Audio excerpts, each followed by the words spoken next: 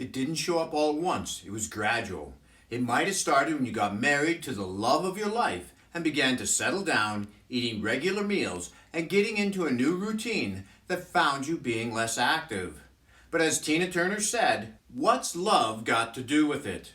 There's nothing to love about love handles. Our love handles are one of the first places we start to notice fat accumulating on our bodies.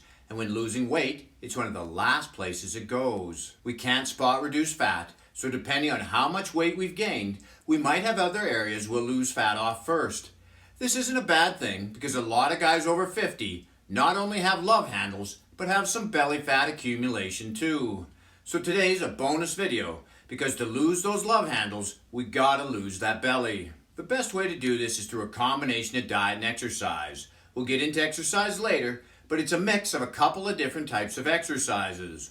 One of the first things we need to realize is that food quantity and number of calories consumed aren't equal. You can have a high calorie diet and eat very little food. How many times have you heard someone struggling to lose weight say that they hardly eat anything? The opposite is also true. You can eat a large amount of food and consume relatively few calories. So food selection matters. You've heard me talk about whole food eating before, but there's another level to it. The way we combine our foods at a meal makes a difference. Protein helps us feel more satiated or satisfied, so we should have a portion of protein at every meal. Next up is veggies, and we eat these for more than just the high level of nutrition they provide. They also fill our stomach, which lowers the hunger hormone ghrelin and increases the satiety hormone leptin. To keep these hormones in check long after our meal, we add in fats because they slow digestion down, keeping us feeling full.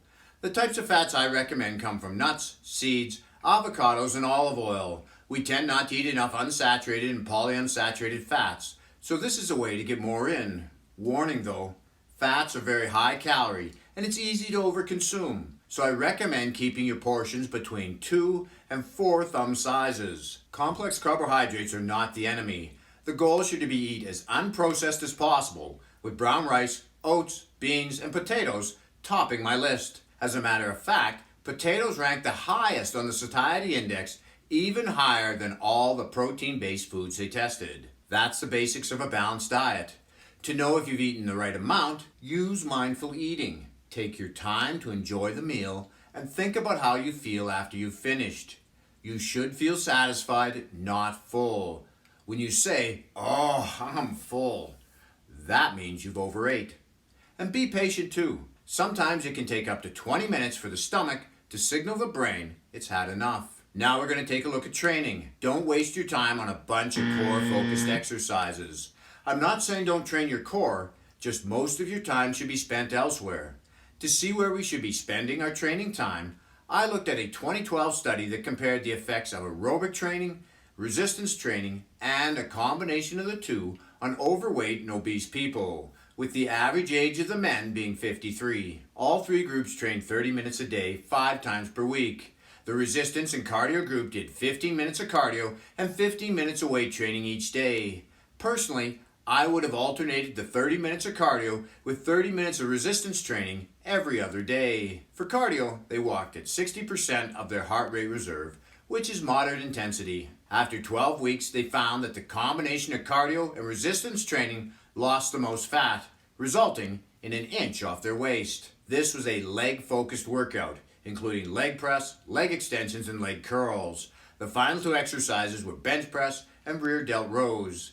They did 4 sets of each exercise using their 10 rep max, working between 8 to 12 repetitions.